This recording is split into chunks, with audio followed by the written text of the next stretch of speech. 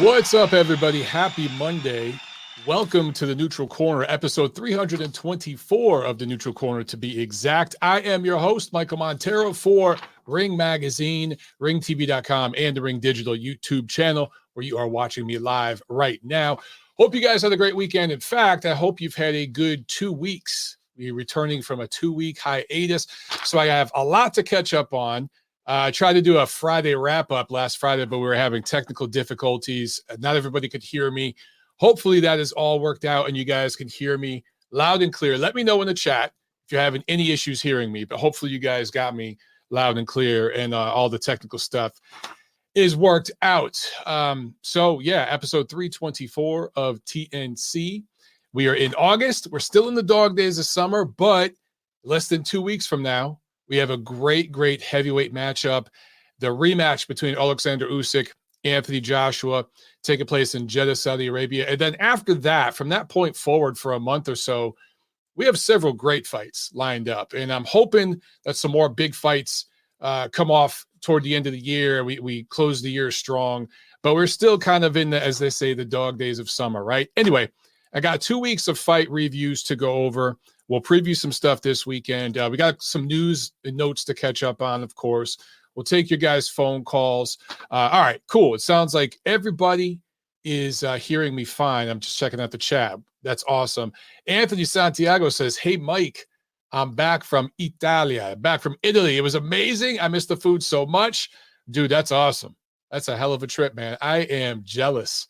Hey, I went on a couple vacations in July, but I went to Chicago, and then I went to New England. New England trip was real cool. Chicago trip was real cool. It was nice to get out of the hot southern weather. It was nice and cool up there. We ate some great food too, but it wasn't quite Italy, Anthony. So I'm jealous, man. I'm definitely jealous. By the way, guys, my wife, Tiffany, as you know, she's pregnant with our baby girl, our first child, and she just hit the 3rd trimester. So we're in the home stretch. We got a couple more months. She's due in October. So we're almost there. We're almost there. All right. Let me get right into news and notes, man.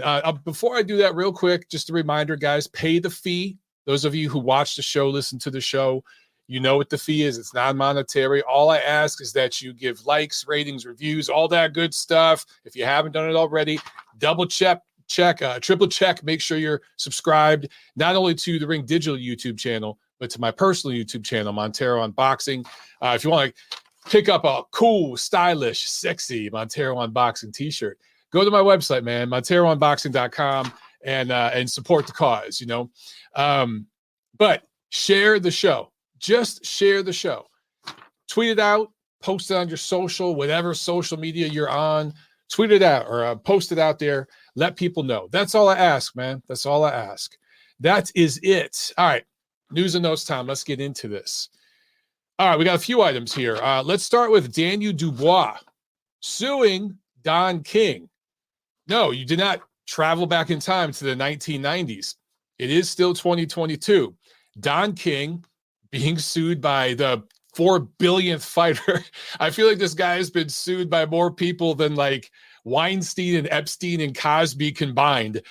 This guy just gets sued a lot. So here's the situation. Back in June 11th to be exact, Daniel Dubois fought Trevor Bryan for one of the 5,000 WBA belts at heavyweight, right? And Don King, who is still at 4,000 years of age, promoting. Not a lot, but every now he's got like 2 or 3 fighters and he's involved here and there. And somehow, some way, he wiggled his fighter, Trevor Bryan, into one of the WBA belts. Not that it's that difficult, but still, it's pretty amazing considering Don King hasn't been involved in a major promotion in decades, literally in decades. At least he hasn't been the key promoter in a big promotion in decades. So he wins the purse bid to that fight. And I think it was over $3 million, which is crazy. That fight, obviously not worth that money, especially here in the United States.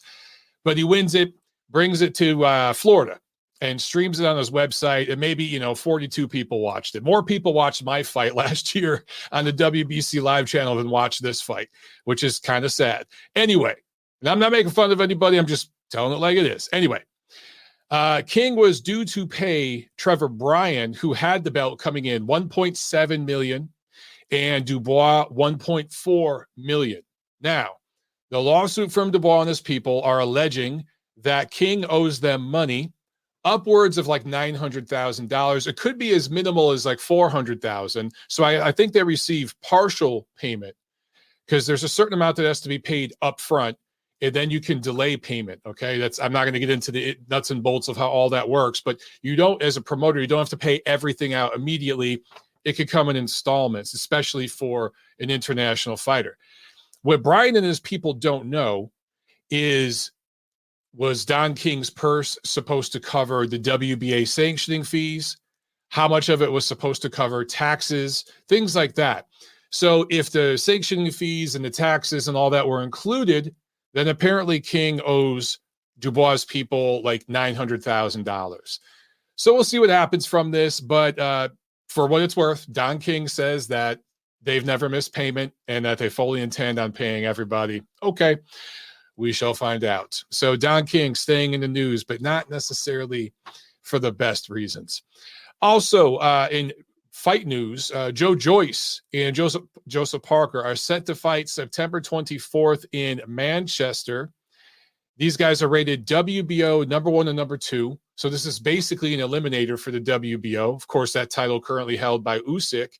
And Usyk and Joshua are going to fight a rematch, as I mentioned, right at the top of the show later this month for 3 of the 4 belts, the WBO being one of them.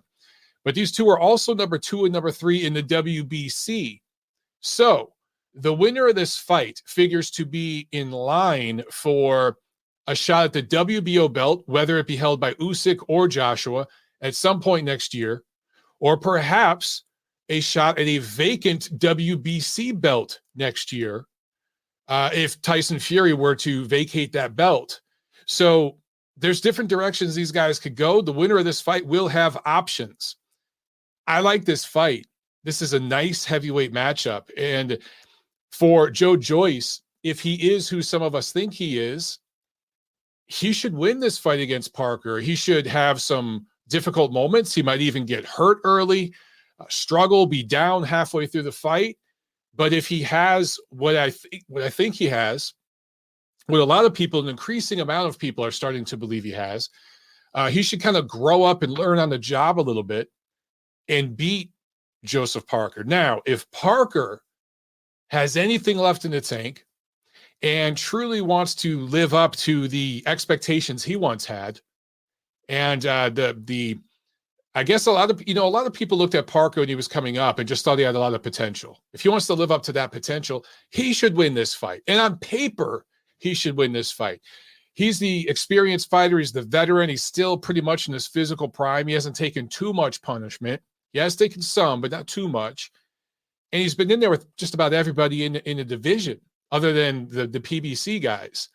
So plenty of experience that he brings to the table that he should be able to use against Joyce. I know that this is pay-per-view for you guys over in the UK. That's a shame. I know that you're getting stuck with a lot of pay-per-views. Hopefully this will only be like 10, 20 pounds. I don't know the exact price. I don't know. Maybe one of you guys in the chat could tell me. But hopefully it's not more than 20 pounds or so, because I think anything over that, that's asking a little bit too much. Usually your pay-per-views over there are priced accordingly. But here in the States, this should not be on pay-per-view at all. I'm hoping not, because that's a nice heavyweight matchup. I really, really wish we get more matchups like that, particularly in the heavyweight division. And there's a couple of new guys coming up, right? Joe Joyce is one of them. I want to see those new young guys getting in there with some of these guys that are now veterans.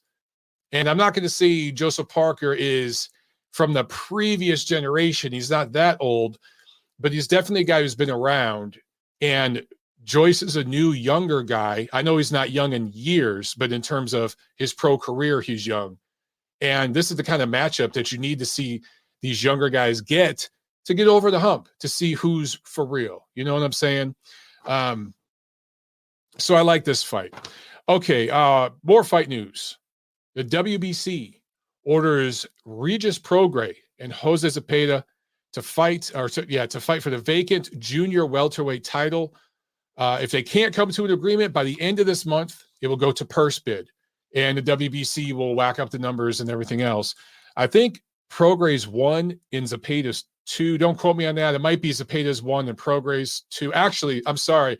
Jose Carlos Ramirez was either 1 or 2, but he had to pass on this fight because I think it's a family wedding or something like that he's going to attend. So he can't train for it. So he has, family obligations. So maybe he gets the winner. I think that's how it works. But either way, I love this matchup. So these are 2 matchups here, Joyce Parker and then Prograis Zepeda, that I really, really like. And a lot of times the sanctioning organizations, their mandatories don't make sense. They make terrible, terrible fights that the fans don't want to see. It's all political, kind of like the Dubois-Bryan fight that I brought up earlier. That was just, a waste. It didn't prove anything, right? But these 2 matchups that the BO and the BC, are mandating, they're great matchups, man. And they're going to tell us a lot about the fighters involved. And you can really make a case for both of these matchups going to either fighter. That's the best way to have it, man. Those are the best matchups. So I like these a lot. And I thought that we should bring them up. And hopefully all these, we already know Joyce and Parker are coming next month, but hopefully Prograis and Zepeda is some point in Q4 too, and that will just keep stacking the end of the year. And I'm hoping that schedule at the end of the year just gets better and better. We just need some of these fights to come together.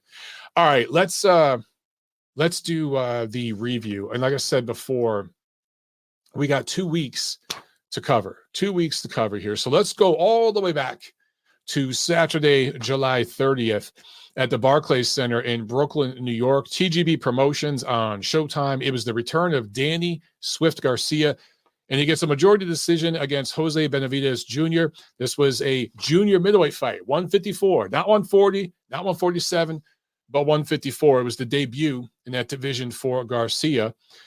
And somehow, look, this should have been a unanimous decision. Let's start with that. Somehow, Judge Waleska Roldan, it looks like Waleska Roldan, I'm not sure how you pronounce the name, had this a draw.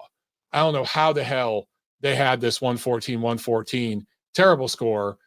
Garcia won this fight. It wasn't a scintillating performance, but Garcia won the fight. So that score was just terrible. And we just see these random shit scores like that, and nobody says anything. It's really bizarre to me.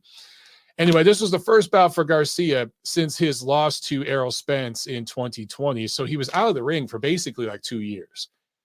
Now, my question is, what is the plan? Where does he want to go from here? So as I mentioned before, and I've talked about this several times, he never really had an elite level welterweight win. He was always a lower top 10 welterweight, in my opinion. That's not to diss the guy. He was just, I never really saw him as one of the top 2 or 3 or even top 5 welterweights in the division.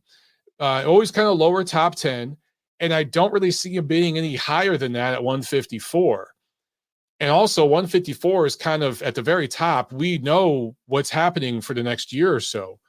We know that the undisputed champion, Charlo, he's going to fight Zhu early next year.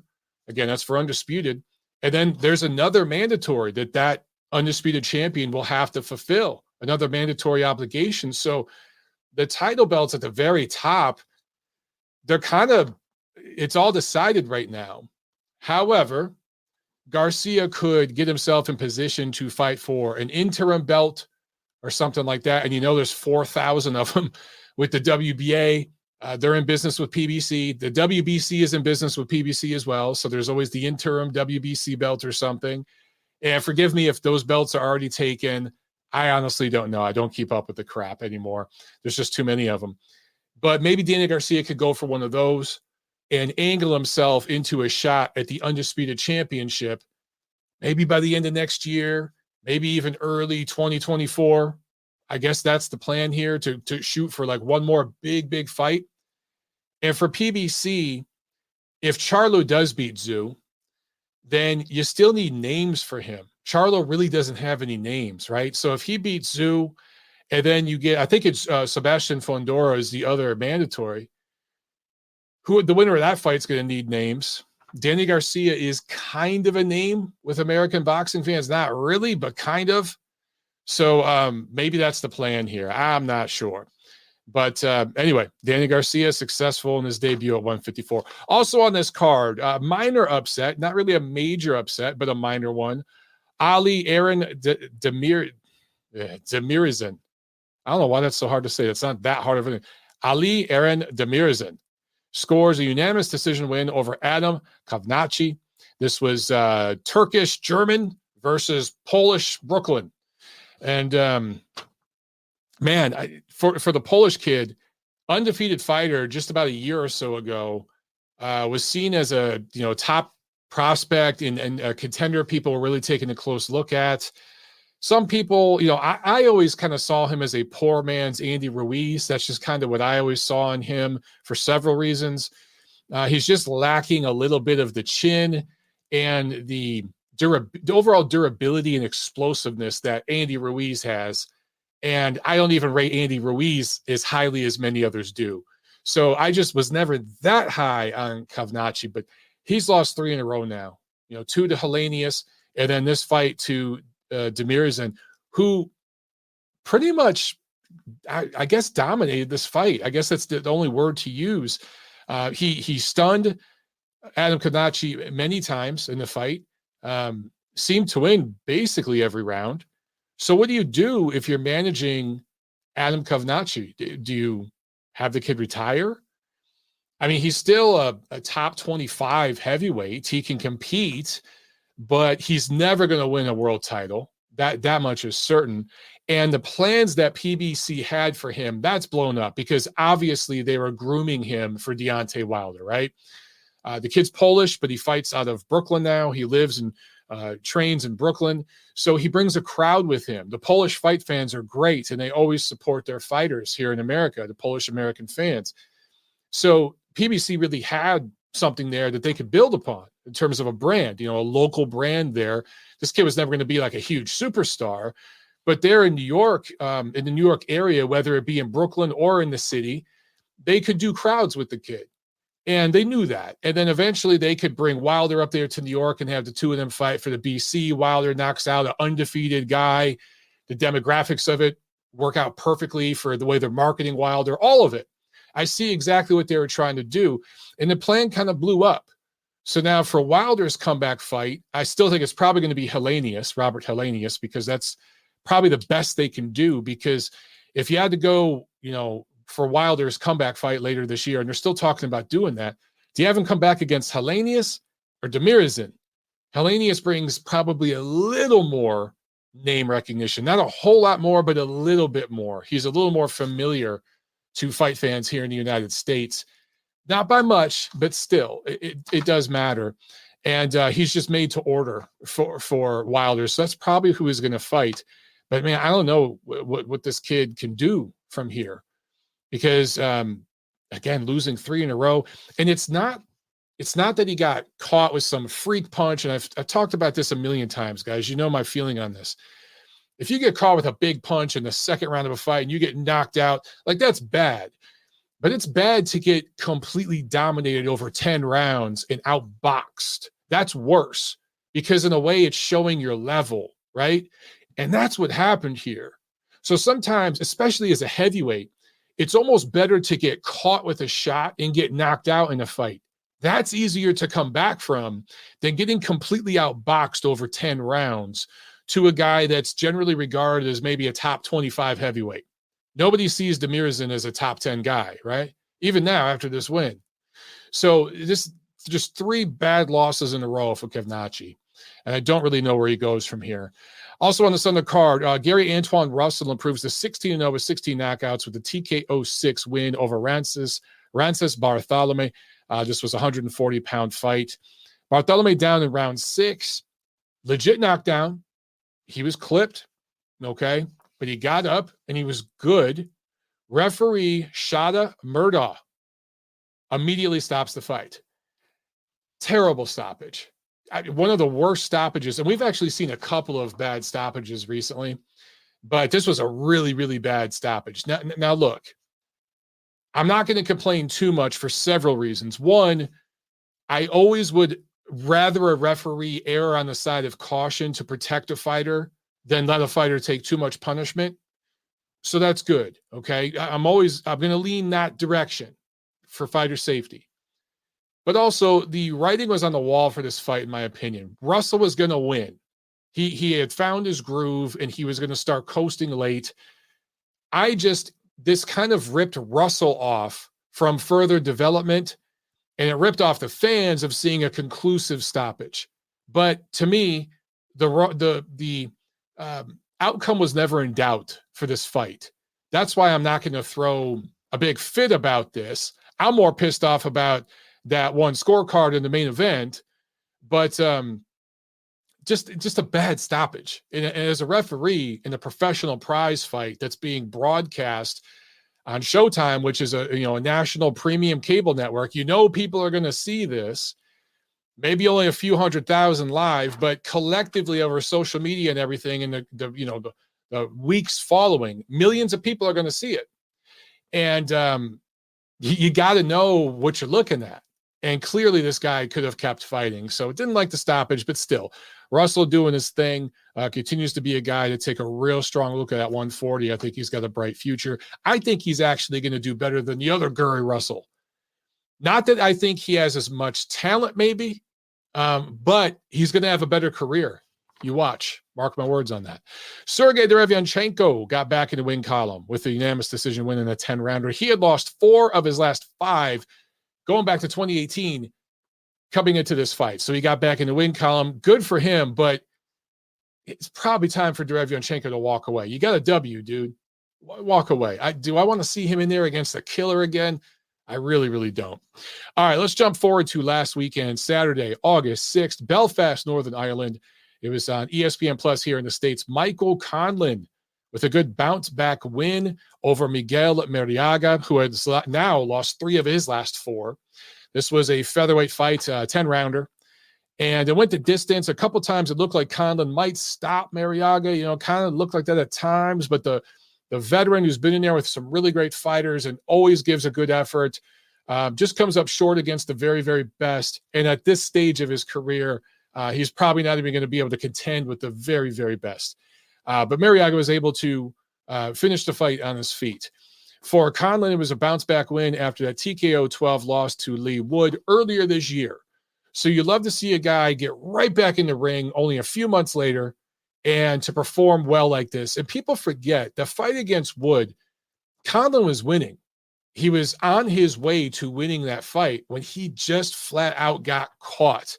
It happens. It's part of boxing. It's very different. That kind of a loss, just what I mentioned a minute ago, that loss that Conlan had to Wood, as dramatic as it was, as dramatic as it played out live for the fans and on TV and everything, not nearly the same thing as Adam Kovnacci's last 3 fights, right? Very, very different, much more difficult to bounce back from those kind of losses than what Conlan just experienced. Conlan was beating Wood, got caught, knocked out in the 12th round. Okay, what does he do? Does he make a bunch of excuses, move up in weight, change trainers, move to the other side of the world? No, he gets back in the ring a few months later and gets a W. So good for him. I love to see that. Also on August 6th, Golden Boy Promotions at the Dickies Arena at Fort Worth, Texas. This was broadcast on the Zone. Let's talk about this one, man. On the undercard, Bektamir Melikuziev gets a TKO 3 win, his 3rd straight W since his lone defeat, which was a freak knockout punch to Gabe Rosado. Once again, I go back to this example. I'll beat this dead horse some more. That was a freak loss off a perfect punch from a veteran fighter in Gabe Rosado, right? Beck the bully. It's not like he was completely outboxed or thoroughly dominated. He just got caught. Guys, it happens. And what has Beck done? He's taken a step back. He's relaxed a little bit, and he's working on some things. He's now won 3 in a row. So there's going to come a point here with in the next year or so where he's ready to contend for a title at super middleweight. So good for him. Undefeated prospect, Floyd Schofield, lightweight prospect out of Austin, Texas, improves to 11-0 with a 5th round stoppage win. I saw Floyd Schofield. They call him Kid Austin. I saw him fight twice in Atlanta last year. So I got an up close and personal look at him. good-looking prospect. His dad is a little too involved in his career and kind of has some crazy demands. There's a little bit of Teofimo Lopez Jr. There's a little bit of Angel Garcia in Schofield's father. So I'm not crazy about that. And I think it could lead to trouble very, very soon. But right now, Floyd Schofield, good-looking lightweight prospect, 11-0. Also on this card, great performance from Blair Cobbs. Another bounce back from a loss. There's a theme going here, people. Blair Cobbs' unanimous decision win over Maurice Hooker on paper. Okay, if this fight was made a year ago, 2 years ago, Hooker would have been a massive betting favorite, and it wouldn't surprise me if he was at least a slight betting favorite going into this fight. Although fight week, he didn't look good. He looked a little soft. He had a death in the family recently. His mind and his heart really wasn't in this fight. You could see it from the jump. Having gone through an experience like that recently myself, where my mind and my heart weren't in a fight and I was just kind of going through the motions, I didn't perform at my best, I can relate to that experience now a lot. And right away, you could see it in Maurice Hooker. You know, Maurice Hooker at his absolute best, he probably beats Blair Cobbs, but he wasn't at his absolute best. He was flat. And props to Blair Cobbs, man. He took advantage. He jumped in there. He fought hard from the opening bell and landed some hard shots, some nice looping counter shots, and dropped Hooker once in the first, twice in the second. Maurice Hooker has now lost 3 of his last 4. So his career, he's kind of in Adam Kovnachi territory. Honestly, he really is kind of there. More accomplished than him, but he's kind of in the same predicament right now in his career. For Cobbs, this was a great bounce-back win after that KO9 loss to Alexis Rocha in March. So you got to give Blair Cobbs tremendous credit here, man. Came back, took a fight against a bigger guy, more experienced guy with a lot more schooling, amateur and pro, and took it to him. And props to him for that. Blair Cobbs was sharp. Maurice Hooker was not. I got to say this about Hooker. After that terrible start, you know, where it was a 10-8 round, he was down in the first, a 10-7 round, I think, in the second. He was down, 3 points going into the third round, right? Or what am I saying? Shit, he was down 5 points. Sorry, he was down 5 points going into the third round. At that point, you basically know I can't win this fight unless I get a knockout later on. Like, he was already in that kind of territory, right? And he stayed on his feet and he finished the damn fight. And after having a really, again, me experiencing this recently myself in my own little world of, you know, my little boxing journey myself, having experienced that, seeing Hooker do that, listen, that takes a certain amount of character. It takes a certain amount of intestinal fortitude just to finish that fight on his feet. And it says something about the character of Maurice Hooker. So he needs to get some credit for just finishing the damn fight and winning a few rounds down the stretch. But in the end, this is an easy fight to score, and Blair Cobbs won. So props to him. He moves on. And then the main event, Vergil Ortiz Jr. improves to 19-0 with 19 stoppages, scoring a TKO9 win against Michael McKinson, who suffered his first loss as a pro. Of course, this is a welterweight fight. And for everything that was said about Vergil Ortiz, for his failure to make weight in his last fight that he was scheduled for was, what was that? Earlier this year. He looked fine here. He looked very, very healthy, energetic, strong. Punches were crisp. Uppercuts were nice. The body shots were nice. He kind of only pitched one speed during the first half of this fight, but you saw he started to settle in the middle rounds and started to vary up the attack a little bit. And that's when he really started to chop McKinson up. It was just all-out aggression early on. But, you know, I give the kid a break because he had been out of the ring for a year and he wanted to put on a dominant performance. He wanted to entertain the fans there in Texas, his hometown fans. He's from right there, not too far from Fort Worth in that area. So he wanted to perform. And sometimes you see somebody come back off a one-year layoff and they look really rusty and timid, right? It was kind of the opposite with Ortiz. I kind of would rather see the opposite. He was out there maybe a little over-aggressive, overzealous, over-offensive. But again, calm down in the middle rounds, really started chopping McKinson up. And let me talk about McKinson real briefly. He showed some craft. He showed that he can box. He showed some nice movement in there, some athleticism. He just has no power. He is completely on the back foot, and he's not on the back foot to like set traps and rock back with a hard shot. He's just on the back foot, and he just had absolutely nothing. He landed some shots on Ortiz. He did, but there was nothing behind them. And if you, in the pro game, guys, you have to have power. Now, fighters like Devin Haney are accused of having absolutely no power. And I'm with you. Devin Haney doesn't have game-changing, elite-level power, but he still has enough to get respect from opponents. He has enough where he can move an opponent, stop them in their tracks, at least force them to reset a little bit. He did that against George Kambosos, okay? Couldn't hurt him, couldn't do that, but he at least moved him a little bit and was able to keep him in position where he wanted him so he could work. But with McKinson, absolutely nothing he did stopped Ortiz in his tracks, made him have to reset or pivot or shift or do anything. And when you don't have that kind of power, it's just going to limit where you could go in professional boxing. McKinson, if he stayed amateur and went to the Olympics, okay, he could win medals. This guy could win medals. I'm serious. I'm being dead serious. But in the pro game, you get past that 5th round, he's going to struggle. He's going to struggle against the elite. You got to have power in the pro game, man. It's absolutely essential. Anyway, Ortiz dropped McKinson in the 8th and 9th, and the corner threw in the towel in the 9th. I thought that was a great stoppage by the corner. There was no way in hell McKinson was going to win that fight.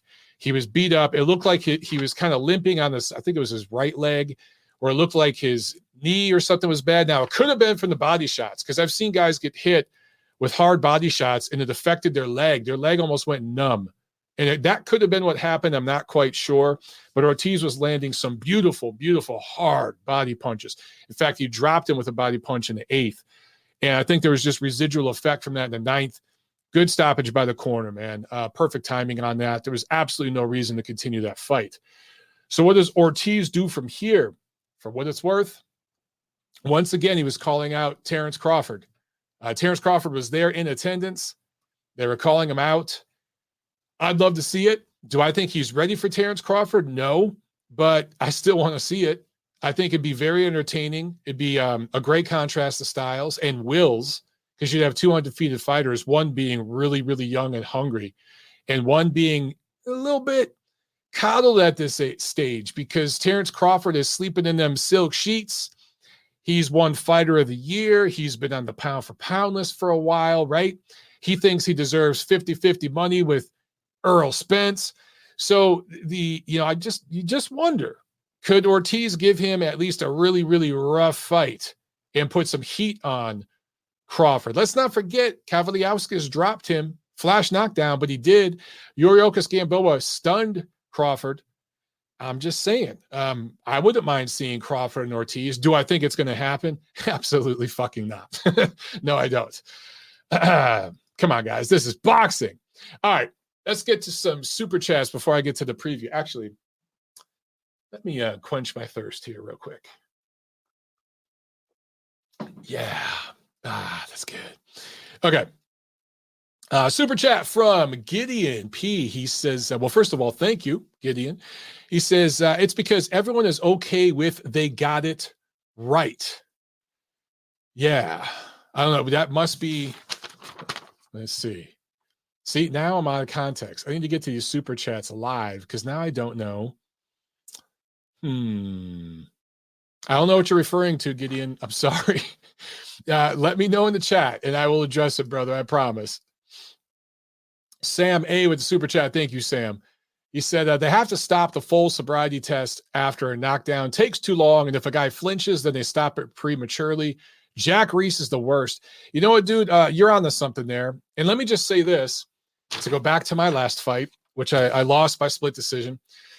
I had the guy hurt bad in the 3rd round, and I didn't realize that you don't get a point for a standing 8 count. I thought you did, which is kind of why I laid off, because I thought I had the fight won at that point. But I thought about the standing 8 count in amateurs, and it's very similar to that full sobriety test after a knockdown in the pros. It's benefiting the hurt fighter, and it's penalizing the fighter that just hurt him. Because if you think about it, in the amateurs with a standing 8 count, you nail a guy, his legs buckle, but he doesn't go down, and he kind of backs into the ropes and grabs the ropes to stay up. Ref goes over there, ooh, standing 8, which ends up being about 20 seconds, and then you don't get a point. That really, really hurts. And then you're only talking about 2-minute rounds. That really, really hurts the fighter that scored that standing 8, right? In the pros, with at least with the knockdown, you get a point. But you're right. A lot of times, this full sobriety test, man, I've seen them take 30 seconds with dudes. 30 seconds. And if it's at the end of a round and the guy gets that 20, 30-second break with the referee working with them, and some smart fighters know how to milk that shit. Trust me, they do, because I've talked to them about it. They know how to milk that and get a couple extra seconds out of it. They really do. If it's at the end of a round, you get a minute. You get a minute break. So sometimes you can get upwards of a minute and a half break with that. So I'm with you. I think, they need to speed that shit up a little bit. They really do. Anthony Santiago with the super chat. Thank you so much. He said, what top super middleweights beat Beck, and who would be willing to take on such a high-risk, low-reward fight at the moment? A Benavidez matchup would be awesome. So I think Benavidez is a guy who actually would fight Beck, but there are not many people that are just going to jump at that shot, man. He's going to have to work his way up through the sanctioning organization system. And what him and his team need to do is target which belt they want to go for. And, right now, of course, Canelo's the undisputed champion, but those belts are going to get all whacked up. And you have to ask yourself, what's the path we want to go? Do you want to go WBC? You want to go WBO? What do you want to do here? And you have to factor in all the politics that come with each group. BC is going to be heavy favoring Mexican fighters, Mexican-American fighters, PBC fighters, WBA, PBC fighters, WBO, top-ranked fighters. So IBF American fighters. So which game do you want to play? And they're going to have to play that game and move up that way and try to get into a mandatory position. I think that's the only way Beck is ever going to get a title shot, honestly, because he, as you mentioned, Anthony, he's very high risk, very low reward, and he's under everyone's radar right now because of that loss to Rosado, but shit ain't changed. He's still a dangerous, dangerous guy. Sam with another super chat. Thanks again, Sam. He says, Hooker didn't try to make weight. It's why he survived. Dude, what I was told is that Hooker struggled greatly to make weight. He struggled a lot. And he couldn't sleep for weeks. He's been going through some emotional things. Again, he had a death in the family coming into this fight. So he just really wasn't himself. If you look at Maurice Hooker's track record, pretty honest fighter, pretty humble fighter. So I give him a pass on that. I really, really do. He didn't look good. He did look a little soft. We could talk about all that. But I take the guy at his word. He seems like a genuine dude. I've never known him to bullshit. If you guys can correct me on that, please do. But he seems like a genuine guy. I'd take his word on that. Another one from Ant. Thank you so much, Ant. Says, Mike, I'm hearing Canelo Triple G is selling poorly. I think that's crazy since the first two were such great fights. By the way, I have given up on Spence Crawford. Okay, so regarding Spence Crawford, I'm there with you. I've completely given up. I just don't give a shit anymore. I really don't. And I like both fighters. I'm a fan of both fighters. But when it comes to this particular matchup, both of them can go to hell. Seriously. I think they're both being greedy. And look, I will never, ever, ever judge a fighter for trying to get as much money as they can. They're putting their lives on the line. I know what fighters risk. I've gone through it a little bit to a tiny little degree myself. I get it. But at this point, I think these guys have just tried to suck the blood out of every boxing fan, like vampires, to the point where there's no fucking blood left, dude. You went too far with this. If they don't announce the fight, Steve Kim actually wrote a column. My boy Steve wrote a column for the Snack website. and he mentioned this fight. And he mentioned the whole welterweight division. He talked about Jaron Boots-Ennis, Vergil Ortiz, everybody. But specifically with this fight, he said if they don't sign this thing and announce it by the end of this month, it ain't happening this year. And I tend to agree with him. You need at least a month or so to promote it, right? Especially because it's going to be pay-per-view. If they don't announce this thing by the end of this month, to hell with both of them and their management, because they all fucked this up. And it'd just be another example, actually another addition to the sad chapter in the boxing book of fights that never happened. So, but your other thing, Canelo Triple G selling poorly. Look, I think tickets to the fight are going to sell well. From what I've heard, tickets are selling good in certain sections anyway. They're not selling like the first two fights, though. And so if the standard is that it's going to sell like the first two fights, it won't. It's not going to. It's been how many years since I think the rematch was in 2019. It's 3 years later, or am I wrong? Was it 2020? Correct me if I'm wrong, guys, but I want to say the rematch is 2019. And we're 3 years later. So Canelo's coming off a loss. Golovkin's kind of been under the, a lower profile. He's been fighting lower tier guys, and then he just went over and fought a good fighter, Ryota Murata, but it was in Japan. It's kind of under the radar. And so my thing is, look, I do think that this fight will pick up steam in September. I think a lot of the diehard fans and the international fans and stuff right now are looking at the heavyweight fight coming up this month. And then this fight will start picking up steam. I think this is one of those that's going to sneak up on people the week or two before fight night. So like the first 2 weeks of September, people are going to start talking about Canelo Triple G. But right now, dude, yeah, it doesn't have half the hype that these first fights had, because you think about the first Canelo Triple G fight, I swear 6 months before that damn fight, people were excited about it. 6 months before the damn fight, before it was even announced, but when it was like close. And then once it got announced, months before the fight, people were buzzing. And all the press events, I went to all of them. And the public workouts, all that, there were people, I think in the middle of the summer, the public workouts for the rematch, they did them outside in downtown LA, hot as shit. It had to be 100 freaking degrees out. Thousands of people were out there. So it was peak excitement. I don't think this third one's going to quite live up to that. However, it might end up being the best fight of the three. Seriously, it might end up being the best fight. So we'll find out. Gideon with another super chat. Thank you so much, Gideon. Okay. So he's responding. Okay. So you know what, Gideon? I'm gonna read your first one again. So Gideon's first super chat, it said, it's because everyone is okay with they got it right. Now I see what he was saying. And he follows it up by saying, crappy scorecards, even if the right guy wins. Thank you so much, Gideon, for clearing that up. So this is in relation to the scorecard for Danny Garcia, Jose Benavidez Jr., which two judges got it right. One judge had it a draw.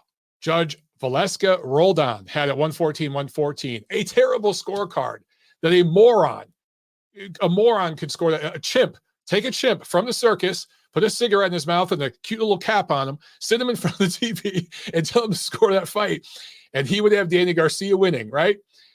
A chimp could score that damn fight, all right? And somehow this judge had it a draw. And to Gideon's point, there are people out there that say, oh, who cares? Don't get so mad, Mike. The right guy won. Well, don't at me when your favorite fighter gets fucking robbed by Valeska Roldan when his or her, I don't know if it's male or female, when their score matters and their score is a deciding factor in a split decision or something like that, and your favorite fighter gets butt fucked, no Vaseline, don't at me. Because I'm going to say, hey, man, don't be so mad. The right guy wins most of the time. Come on, don't be mad. That's going to be my response to you. Okay. We still got a preview, ladies and gentlemen. We still got a preview. We're 45 minutes in. Let's get to it. Do you like that imagery with the no Vaseline? You guys like that? You like that imagery right there? All right. This Saturday, August 13th, there's not a whole lot going on, but Apparently in Cali, Colombia, Oscar Rivas is fighting Lukasz Rozansky for Rivas' WBC Bridgerweight title. Historic, epic, historic fight. The first defense, or maybe it's the second defense, I don't know, of the WBC Bridgerweight title. Awesome stuff. I just had to bring that up. Also on that card, Cecilia Brækhus and Hannah Gabriel's fighting for women's titles. But I don't see that fight card on BoxRec, but I've heard that fight card's happening this Saturday. So it's not being televised or anything that I know of. I just thought I had to mention it because Bridgerweight, come on, that's just hilarious. Anyway, the big event this Saturday, I wouldn't call it big, but the card of note, how about that? Top Rank, Resorts World Las Vegas on ESPN. It's the return of Teofimo Lopez, and he will be fighting Pedro Campa. So Lopez is 16-1 with 12 knockouts. Campa is 43-1-1, and this will be Campa's first fight outside of Mexico. 10 rounds, 140 pounds. So for Teofimo, this will be his comeback from that loss to George Kambosos last November and his first fight at 140, junior welterweight. So we're going to get to see him at a new weight. He had complained before about cutting weight to make 135, that it was difficult for him to do. So we should see a refreshed Teofimo Lopez. He should look better than ever, right? Because he won't have to kill himself those extra 5 pounds. He should look explosive and fresh and juicy and muscular at 140. And Pedro Campa, they're bringing a guy up from Mexico that's going to give him some rounds and lose. That's what this fight is.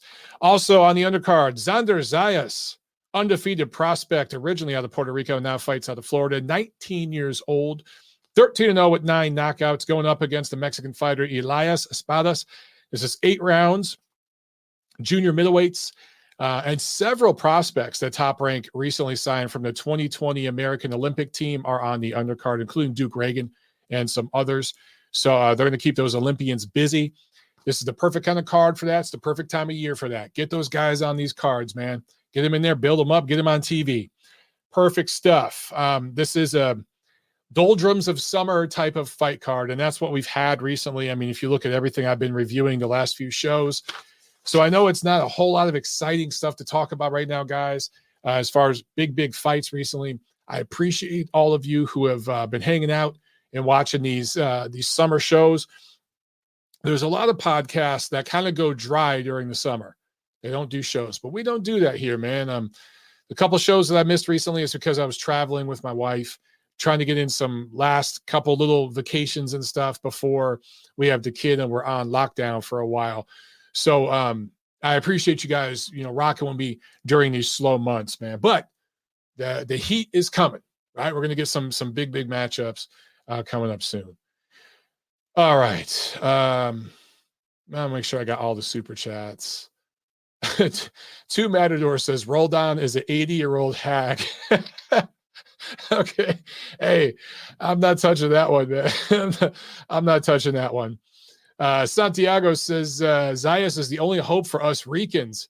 Yeah, he really is. He really is. There was that one other guy, but he murdered somebody, One foot out the door says Zayas is must-see TV. Yeah, so far.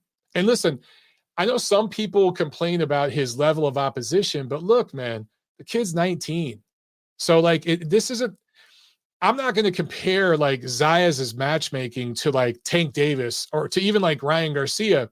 Those guys are older and more experienced. This kid's 19, man. Let him have some time to, build himself up, Now, at some point, they do have to step it up a little bit or this kid will never develop, and that will be an issue. But right now, I'm good with this level of opponent.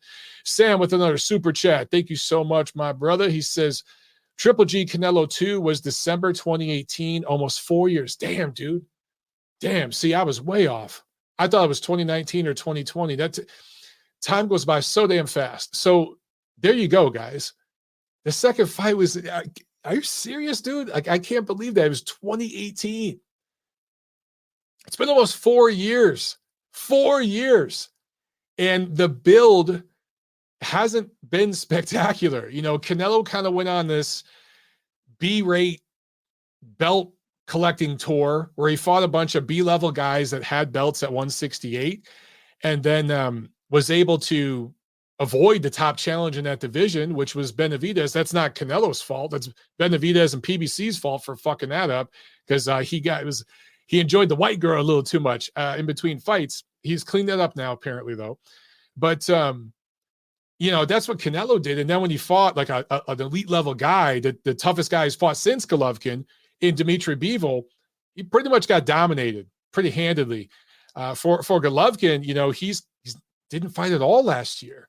And then he just fought a great performance against a good, solid fighter in Murata. Not a great fighter, but a decent, good fighter. And, collected another belt. But that fight kind of fell under the radar. And that's what happens when you don't fight for over a year. So the momentum going into this third fight isn't really there.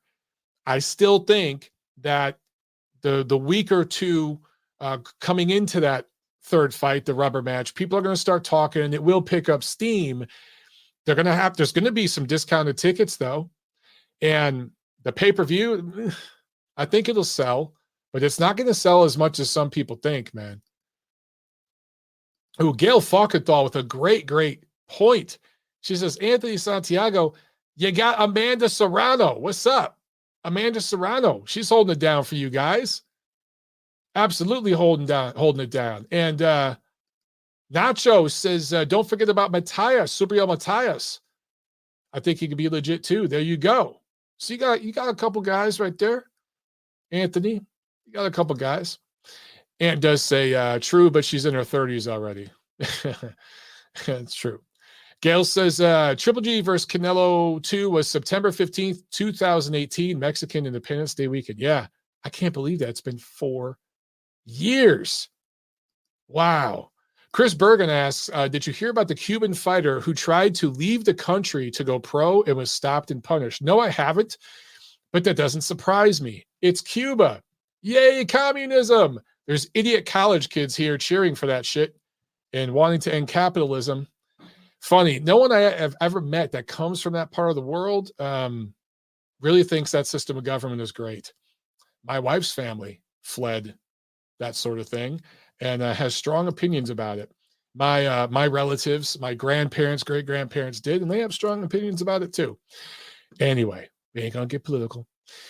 One real boxing fan says, hey, Mike, Triple G versus Canelo is still an intriguing matchup. Yes, it is, of course. And again, it will pick up steam. It will pick up steam. Trust me. Trust me. Oh, so Andy BC is telling us in the chat that the fighter's name was Andy Cruz and said he was a big-time amateur, multi-gold medalist. Damn, that's tough, man. Yeah, well, I really can't comment on the specifics. I don't know the situation, but I just know that, Cuban government has done some shady things. Do some people overrate what's going on there and make it worse than it really is, make it out to be worse than it really is? Yes, but they have done some shady things, man. Oh, Maestro in the chat. Maestro says, end the blockade. Yes, sir. He says, Andy Cruz is one of the GOATs of Cuban boxing. Mitch says, communism is the best. They told me to say that. Is there a gun pointing in your back as you say that, Mitch? Fascism, communism, not too good. My family fled all that stuff, and my wife's family too. So, like I said, I got some opinions on that. All right, let's jump to the phones real quick, guys. If you want to get in, hit up the phones right now. We'll take a few calls here, and then we'll get out of here, and there will be a Friday show over on my channel. I think we got Thad here on the line. Dad, what's up, my man? How you doing? Boy, Mike, we missed you. We all thought you went into witness protection. Not yet, man. Not yet. Appreciate it. Well, yeah, there's a lot going on, obviously. But a couple of things I wanted to correct for you. You said about Hooker. Now, leading up to this fight, I noticed that he missed weight on previous occasions. I think it was twice previous to this, at 140 and at now at 147. So he's been a culprit when it comes to missing weight. Kind of played it in my play on Blair Cobbs. I had him on a lot of parlays and a lot of value there. So one other thing was Ali Demirizin. he was the betting favorite going into the fight against No shit. And he was, okay, I didn't know he that. opened up at 2-1. Yeah, he opened up at 2-1, and then by fight time it dropped a little bit. He was maybe minus 150, so you had to put up $150 to win 100. So it wasn't a big favorite, but just wanted to make sure you got that because okay. Vegas is they're sharp. They're sharp with certain boxing events, especially PBC events. I think they're kind of like clued in, and that played into the Antuanne Russell stoppage, where they want to protect that undefeated streak and that knockout streak. If you noticed, the early stoppage against Postol in the 12th round, where he was completely fine to go on, and now again with Bartholomew, and don't think for 1 second that wasn't on the table there. Now we've seen that before. We saw that with Edgar Berlanga. The same thing. Some of those stoppages were kind of dumb because they wanted to keep it to a first round knockout streak. Yeah. It's political. And speaking of political, Puerto Rican fight fans, you have Shakur Stevenson as a half Puerto Rican. That's true. He is half Puerto Rican. His dad was Puerto Rican. That's right. Absolutely. So, you can throw that in there just like, Golovkin's like quarter Korean. So yeah, he's 1 quarter Korean. Yeah, a mixed bag there. So you can get behind your man. Nothing wrong with that. So I wanted to know what your opinion was on you have to unearth this name from the lore of the Contender series back in the day with Sylvester Stallone. It was Ishii Smith. Yeah. He was on the first season. He was always an odd bird, even since those days. And he made some really interesting comments on the Jake Paul saga. I don't know where he's living. I talked with Ishii about, we had a back and forth, Ishii and I. Yes. I know what you're talking about. You get the gist of it. My take on the whole thing is Ishii Smith. This is nothing different than, in the real world, real business world. Hillary Clinton's daughter, Chelsea, she came right out of school and got a job that was paying her $500,000 a year. Okay. She stepped in front of everybody waiting in line for that news job that she got. It's all about who you know, how much money's behind you, and what you bring to the table. As far as like politic wise. Thad, the thing with Jake Paul, and I tried my best not to talk about Jake Paul, and you just ruined it. But the thing with Jake Paul, he's got 50 million followers. That's what he brings. There is no fighter in boxing that has 50 million social media followers. It has nothing to do with the guy's ethnic background or any of that crap. Right. It's in fact, that probably works against him. Most of his haters hate him because of that, which he's tapped into and is very smart marketing by him. But that's what he brings. And that's why Steven Espinoza and all these guys want a piece. And if Michael B. Jordan from the Creed movies tomorrow announced that he was going pro, the WBC, the WBA, Steven Espinoza would be all over his nuts too. It's about, as you mentioned, who you know, what you bring to the table. Yeah, and I'd love to see your transcript with him in that debate because, if you look at the heavyweight, cruiserweight, light heavyweight, super middleweight, where don't you see a white champion? So this guy's living in like the early 1980s with Jerry Cooney. Okay, there's been a litany of white champions with blonde hair and blue eyes. They weren't guys named Jake Paul from Middle America. I think that's where he's going. But I hear you because Ishii, listen, and I don't want to go too far down this road, but the great white hype thing hasn't been a thing since the 1970s, early 1980s. If we're being honest, most of the Anglo-American fans, they're watching MMA. They don't give a shit about boxing, if we're being honest. No, they don't. The whole notion. And I am guy. You're one of them. So there you go. Yeah. I grew up. I had to travel 100 miles to go to a boxing gym. Okay, in my neighborhood there was no such thing. Right. There was tennis courts. There were swimming pools. There was never a boxing gym. It doesn't get wider than that. Smith has to realize. No, white people don't care about tennis boxing. Courts. The middle class. Was there a hockey rink? Tennis courts everywhere. A lacrosse. What is it? What is the lacrosse field? Oh yeah, golf courses everywhere. My ex-girlfriend lived on a golf course, for God's sakes. So listen, That's awesome. it's not in the vernacular anymore. So, this whole argument is completely gone. It's not 1950 anymore. The economy has well surpassed the days of white immigrants, so Ishai Smith, do a little history research. That's all I got to say about Ishai Smith. Okay. So, that rant is over. And now 2 weeks, we got the heavyweight championship of the world, Usyk versus Joshua. On the undercard, I think it's great to note that we got a really banger of a heavyweight fight with Big Bang Zhang and Philip Hrgovic. Oh, and yeah. I that's a forgot statement about win. that.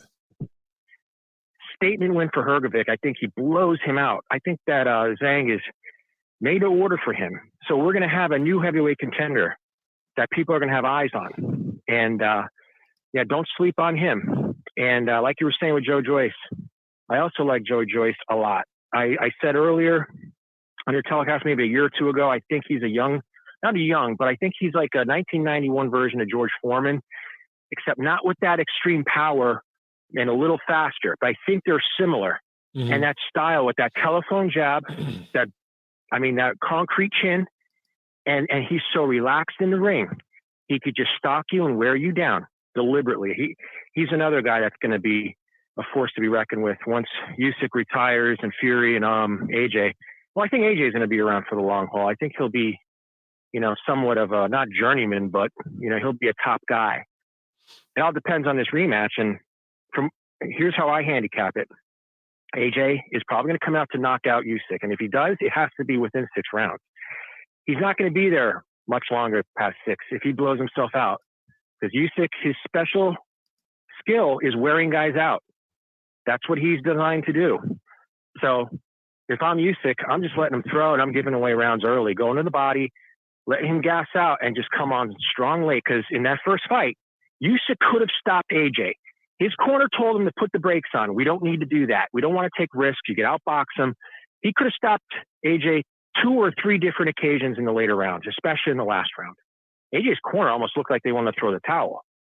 So my prediction on that fight is either going to see AJ come out and blitz him and get him out of there with like a lucky punch or some other shenanigans, or Usyk's just going to knock him out clean in the 7th, 8th, or 9th round. So I don't see this fight going the distance. Absolutely, unequivocally, no. And it's a big upset that if it doesn't go the distance. I know, you can get even money on the over-under, but for the most part, you'll get plus money if you bet the under in this fight. So I don't know if you had anything to add. No, that's an interesting take. So you're gonna bet the under. I don't know if I'm going to bet the under because the under is going to be about 10.5 rounds. A lot can happen. That's not a big window. If you're going to bet, you may as well take either for the fight to go 12 or to end early. And if you're going to get complete value, you can get big value on AJ if he stops Usyk within the first 6 rounds, maybe like plus 250. That's the best value, right? Isn't it the best value? Right. Oh, yeah. Maybe it's a little bit more. Maybe 250, plus 250. Okay. And if you bet in Usyk, I love Usyk by stoppage from round 7 to 12. And you're getting plus money there. I think he's like plus 180 or 200. So if you put up 100, you'll win, you'll profit 200. So that's how I see the fight turning out. And I favor Usyk. I just think he'll get dropped early. He'll compose himself and he'll weather the storm. And he's gonna be smarter than AJ and break him down. Break his will, take his heart. AJ will be done by round 8, and Usyk's just gonna absolutely tee off on him. Okay. Unless there's some kind of controversy that I don't know about. That's how I see this fight. Because the first fight I thought Usyk was gonna outbox him and get ripped off on the decision. We didn't see that.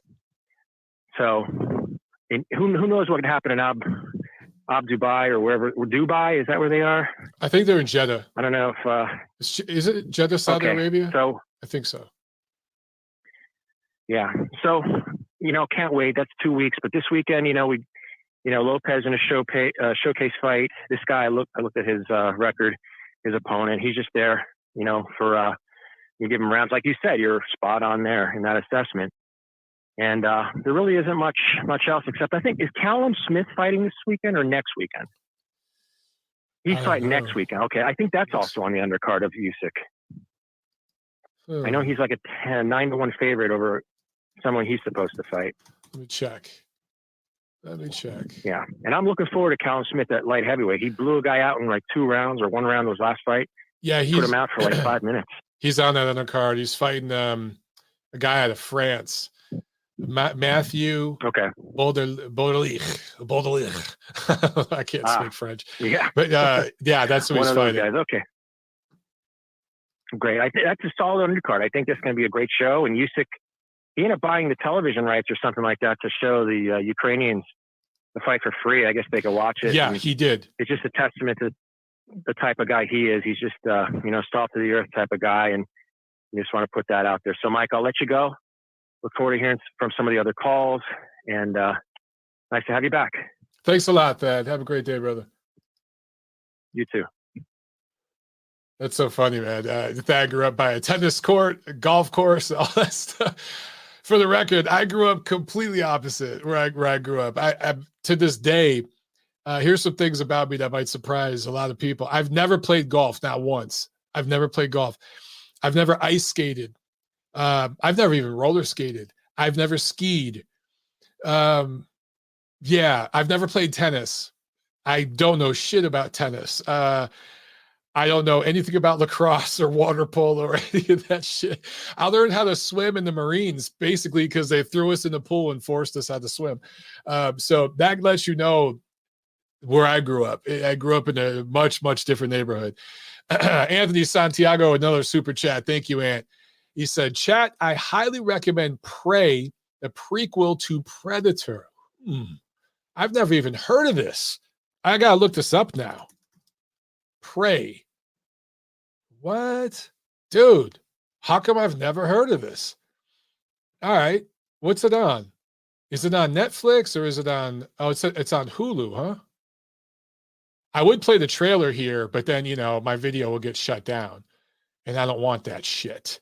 But interesting. Yeah. So I'm looking here from the director of 10 Cloverfield Lane, an original film, August 5th on Hulu. All right. Might be worth checking out for those of you with a Hulu subscription. Sam in the chat says, you're better off just taking Usyk by KO any round. Interesting. I wonder what the odds would be on that. Yeah, I think, look, if Usyk is going to get a stoppage, and I think it's entirely possible, I'm with that. I think it happens later in the fight after he wears Joshua down and survives that early onslaught. Joshua has a legitimate chance to stop Usyk early if he catches him kind of cold and a little rusty. He does have a chance. But once Usyk gets in that groove in the middle rounds and stuff, it's going to be real hard to stop him. But people forget, I don't know what round it was, but there was a round late in the first fight where Joshua won the round and he did put some leather on Usyk. Forgive me, I can't remember if it was the 8th round, 9th round, whatever it was. And in fact, I saw Usyk kind of go to his corner and take a big deep breath. He did a sign of the cross. He's a very, devoutly religious guy, and collect himself. And you could just see he kind of told himself, okay, dude, time to find another level, because Joshua just had a really good round. So, people act like that was a complete domination by Usyk. And look, he clearly won. I'm not trying to suggest otherwise. And he almost stopped Joshua early. And that last round did stop a few seconds early, which was weird.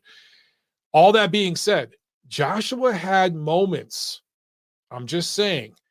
And with everything coming into this rematch, Joshua has a chance. And if he's going to get a stoppage, though, I think it's going to be early. Gail says, golf is a huge effing waste of time. Ant is asking, did I ever play ping pong? I mean, I've played it in a bar or some shit, but Forrest Gump, I like to play ping pong to the Jedi, where he's got 2 ping pong things. No, I don't know anything about that shit. Taurine says, I hate the narrative too about AJ, but the dude doesn't do anything to discourage that notion. That's a great point, man. That's a great point. Yeah. And Chris seconds that. He says, I hate the narrative that AJ is finished if he loses. Usyk is a future Hall of Famer. Loads of big fights for AJ if he loses. I completely agree with that, guys. It's kind of weird, the flack that AJ gets here in America. Yes, he's lost a couple fights, but the same dudes here that love Deontay Wilder. Dude's been dropped like 4 or 5 times and like brutally stopped. He's been hurt by B and even C level fighters. AJ has lost some fights. He's been buzzed. He's looked tentative, but like, has it been any worse than what Wilder went through? I don't know. I just, it's odd to me. Anyway, I'd love to see those two fight. If Joshua loses, I still want to see a Wilder and Joshua fight. That'd be great. And if Wilder traveled over to London, number one, that does a huge crowd over there at Wembley. And Wilder on the road, taking his kind of act, his WWE kind of act on the road to London, the fans would eat that shit up. The promotion would be great. I'd love to see it. Absolutely love to see it. Let's see. Gail says, I bet Montero is a pickleball champion in the making. I don't even know what the hell that is, Gail. You have to explain to me what the hell that is. I don't know what pickleball is. Oh, we got some spam in the chat. Hey, guys, love chat XYZ. Best adult dating site. Block user. Boom. How did these motherfuckers get here? I don't know where they come from. Okay, let's take another call. Let's take a call from Tony in LA. What's up, Tony? How you doing, man? How's it going, Mike? I'd like to thank the ring for reminding me that George Dixon's nickname is Little Chocolate, but I don't understand this nonsense about the original 8 divisions. There should be 6. What are the 6? Because it was originally, I mean, you're going way back. Well, no, okay. There was a Tommy Ryan, Felt Hostage, Light Division, Wedge Division gets made for Jack Root because he can never get it. And then Flyweight gets made. So the original 6 is without light heavyweight and flyweight. Well, okay. I'm going to see the original 8 divisions. I'm trying to figure out what exact year where we got 8. Because you got to think, dude, boxing was a fringe thing in the 18th century, 19th century. But at the time, boxing really exploded in the United States. You're talking 1920s, 1930s. You had the solid 8 divisions by then, And so, like, I look at it as the great 8. Like, that's how I don't go back before that. Might as well go to, where they had 100-round fights, and if neither man got knocked out, the crowd got their nickel back. You know what I'm saying? Like, how far back you want to take it, man? If they can hold for that long, it can go around 100, to be honest with you. If neither man died, the crowd got their dime back. So, yeah, that's how it used to be back in the day. Is this the first time that LRB threatened to buy the ring from you? I saw some thing that there was a Twitter argument. Yeah. Wow. Could you imagine if that happened? The staff would change very quickly. Yeah, a lot of us would be out of the job. Is that the first time, or has he done that before? I don't know. It's the first time I know of. But okay. Yeah. Okay. To my knowledge, no offers have been extended. So I think we're good. Okay.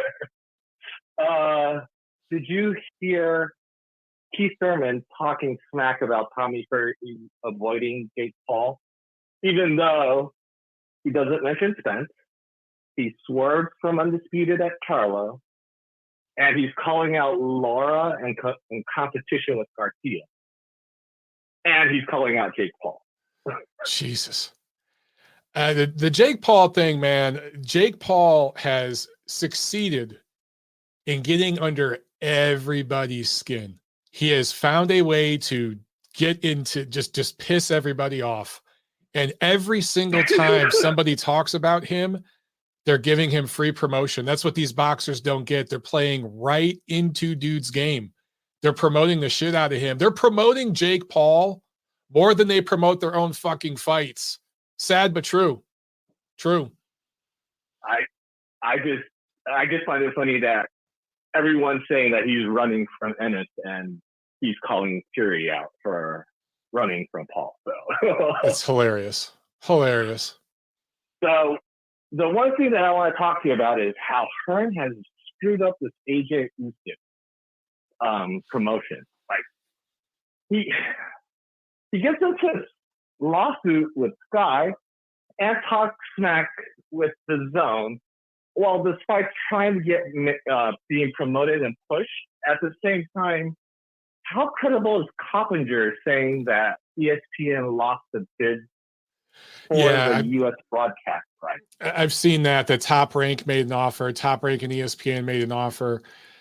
I'm with you that they have screwed up the American side of this promotion, because it's not even like solidified and guaranteed and officially official that it's on regular DAZN. I was told a while ago it would go to DAZN, and it's not even being promoted and marketed that way, where it's for sure. Like, do we know if it's a pay-per-view? Is it regular DAZN? Like, we still kind of don't know. And we're a week and a half away from the damn fight. So that's bad. Yeah, I mean, they really have kind of screwed this up. And honestly, the Canelo Triple G3 promotion hasn't been spectacular either. It really hasn't.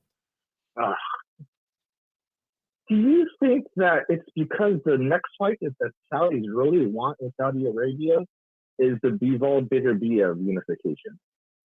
I think it's because the Saudis put up so much money for a site fee. Eddie and everybody's already got their money. So why go the extra mile promoting the shit out of it when you've already got your money? Well,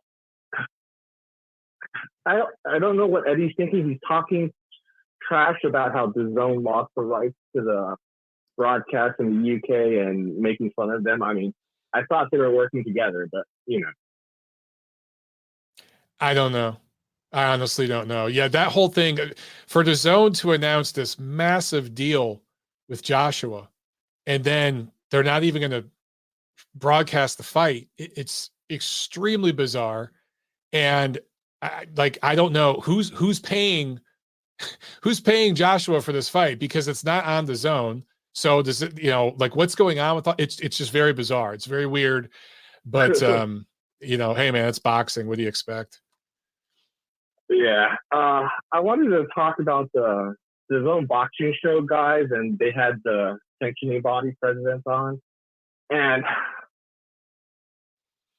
I don't mind them helping, trying to make the image of the sanctioning bodies look better, but in exchange for that, they were able to make the pro-grade fight with the pay-to, and that's really more like pay-to-play. You know what I mean? Because I don't like rewarding. I mean, I want to see the fight, but I don't like rewarding fighters who do misleading statements to the press, and then, when they find out, and they don't protect their own fighters, like Ortiz getting jumped over, number one, or Diaz who would have loved to be in a title eliminator.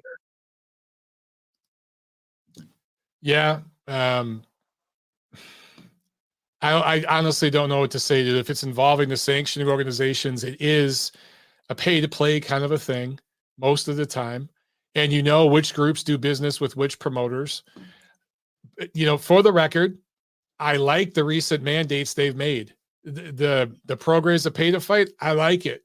So however we got there, as ugly as it is, the sausage being made is really ugly, but the sausage is going to be delicious. That won't make it to Twitter.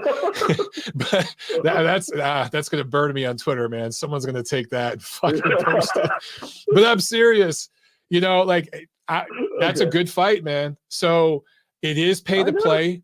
It is political, but when they get it right, they get it right. So I also I don't mind them helping out a ref getting heat for their stoppage controversy, but they didn't defend Russell, and that's the guy who's getting screwed the most by Teofimo.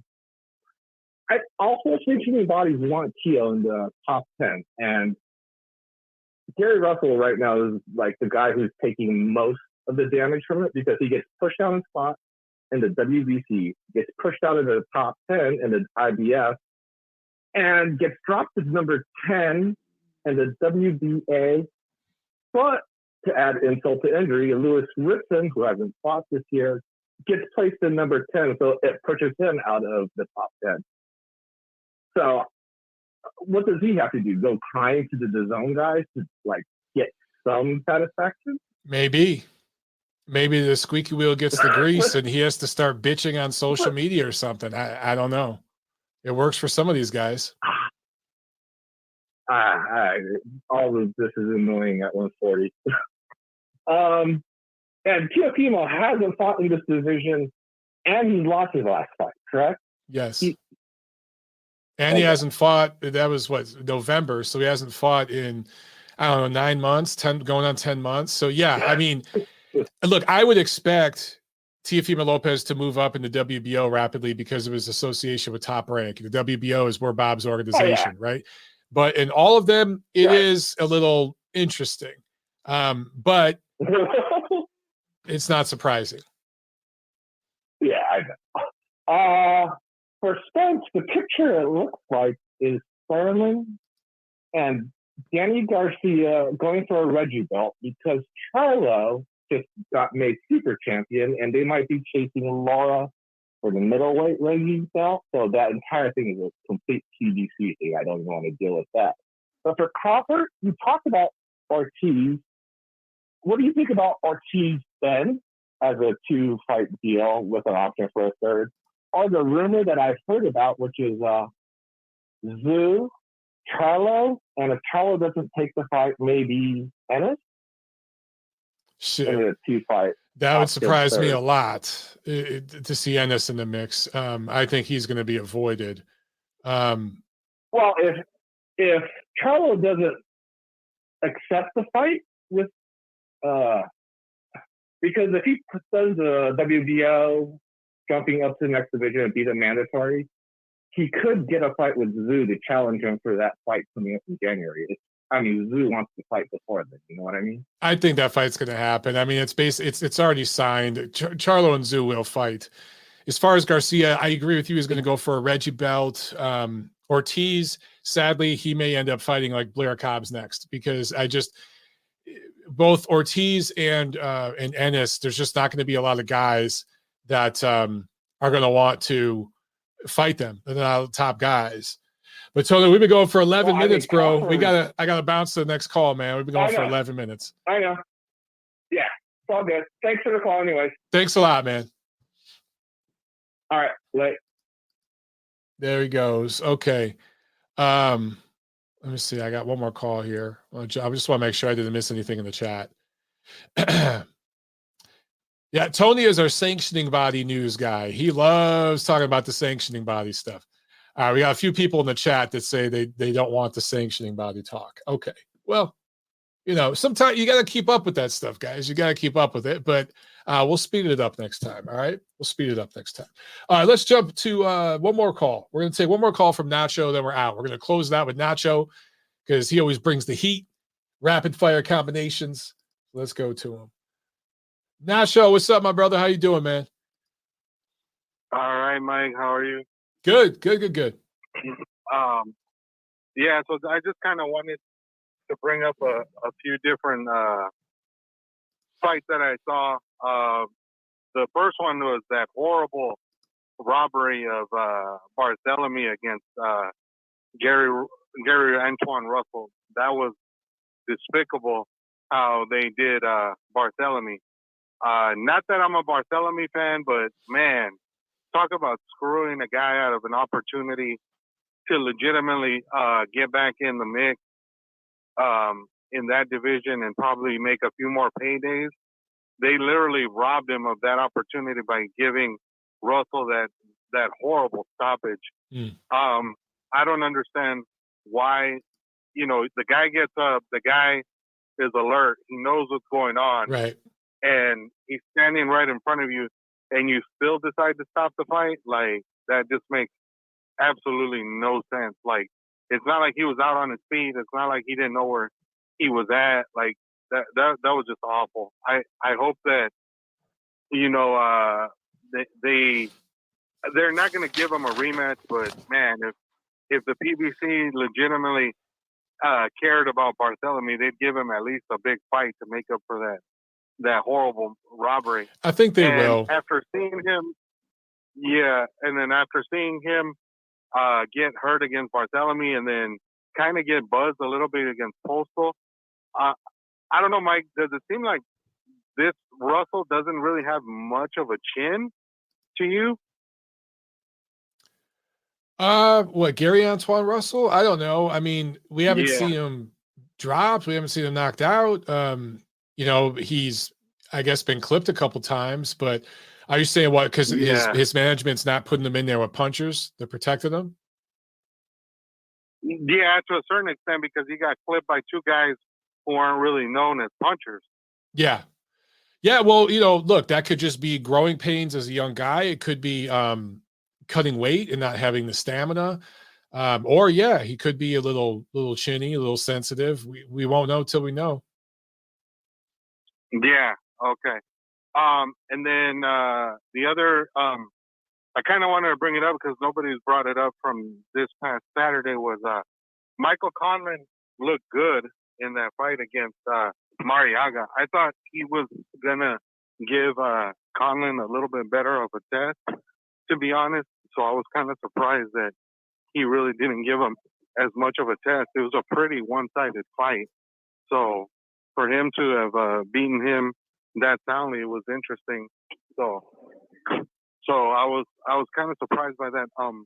Who could you see Conlan being matched up with next, Mike? Because I can't really think of another guy right now that is available that would be a legit guy for him to take on.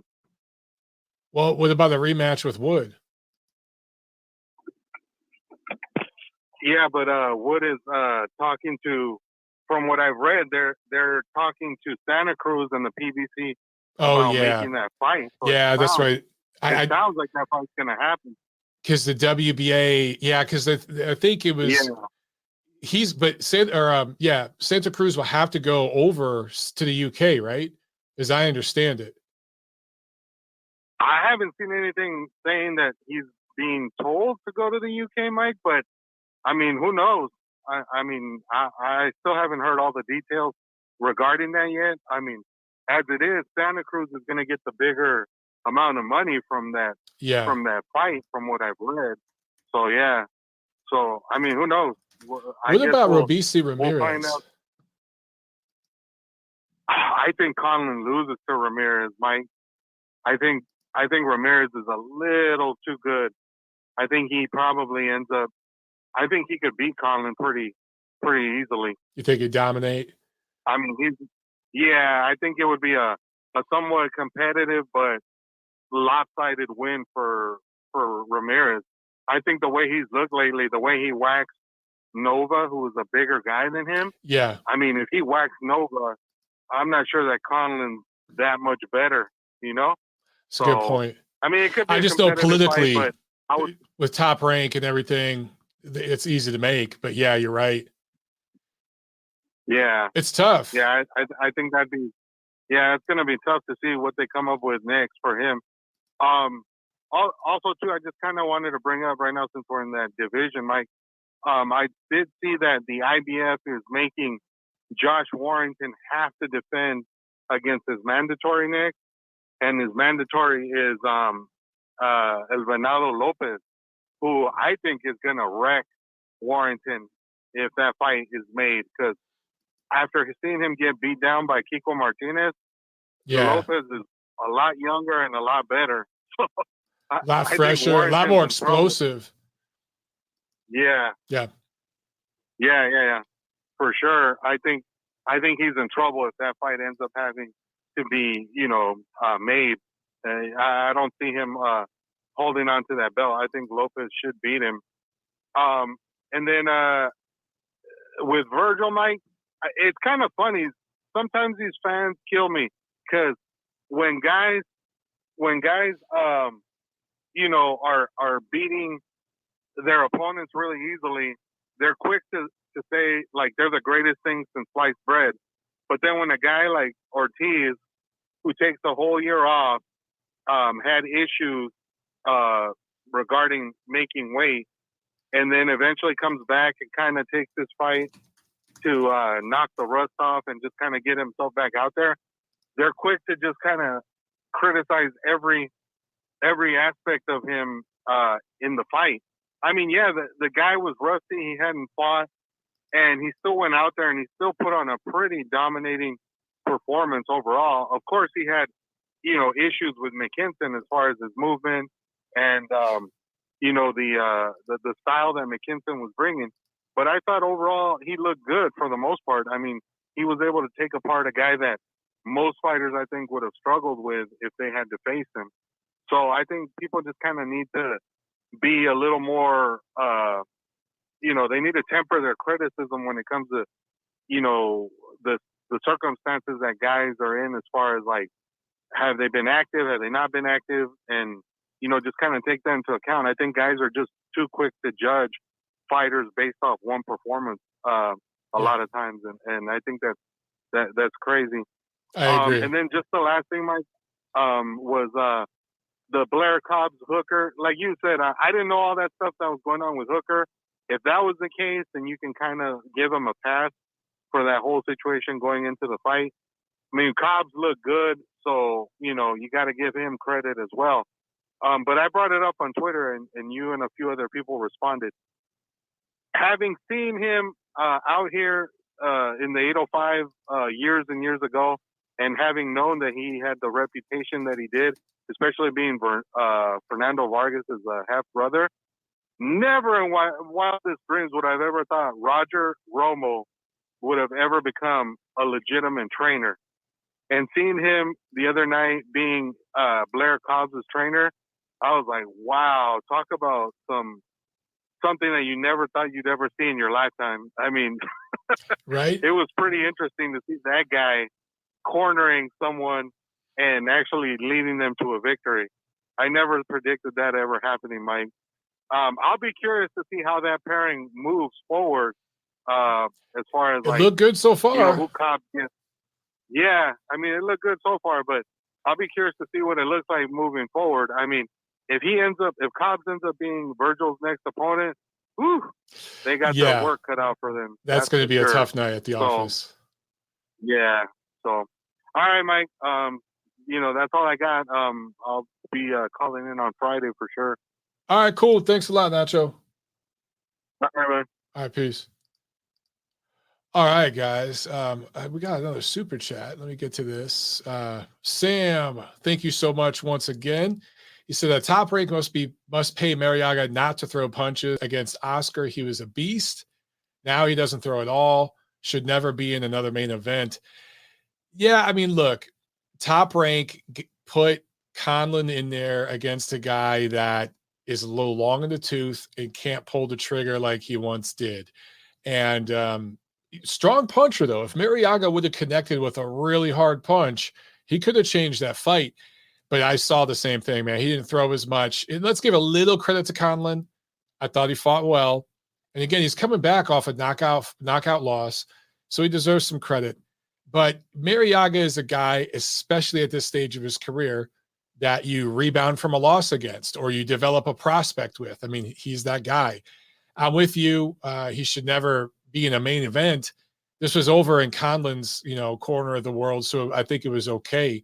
But here in America or something, yeah, I don't want to see Marriaga in another main event. He's past that.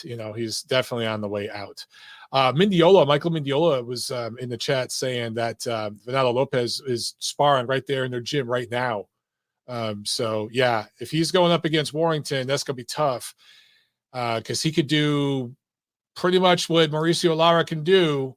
And we saw what Lara did with Warrington. So, and I think that's who Nacho meant to talk about on this call. I think he said Kiko Martinez, but I think that's what he meant was Mauricio Lara. Anyway, Mendiola says Marriaga was trying in the last few rounds. Conlan is hard to hit clean. Yeah. And TJ says Conlan got great footwork and upper body movement, hard to pin down. There you go. And then TJ adds, it was good matchmaking, was never high on Marriaga. So, yeah, it is matchmaking, but let's give Conlan a little bit of credit at the same time. He does deserve that. Just like we got to give Cobbs credit for his win against Maurice Hooker. All right, guys. Great episode, man. And we'll do the Friday show over on my channel. Until then, have a wonderful week. I'll see you at the fights. Peace.